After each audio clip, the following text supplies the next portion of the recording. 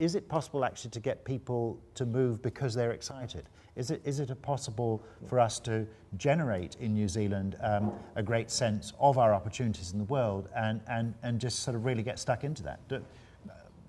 What do you reckon, Rick? Or is it not in our psyche?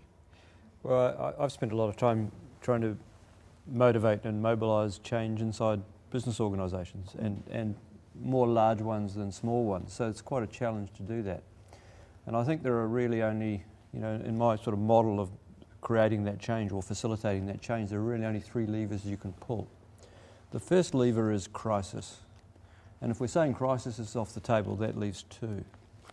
The second lever is leadership, and charismatic leadership that people are prepared to follow.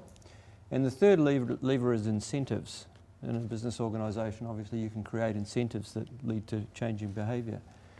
If you think about those 3 levers for where we are today, I think you probably come back to leadership. And leadership has to have a message, and leadership can probably tell a story that provides people with an incentive. So somewhere in that mix there, for me, is the kind of direction that I'd be looking to actually mobilise change. On leadership, again, conventionally, perhaps we think about senior politicians, senior business leaders. But is there a different form of leadership that might be, in a sense, more appropriate for us culturally and just kind of who we are as New Zealanders at much more of a grassroots level? So it would be people in a community, it would be people in a company, it might be even just somebody in a team in a company.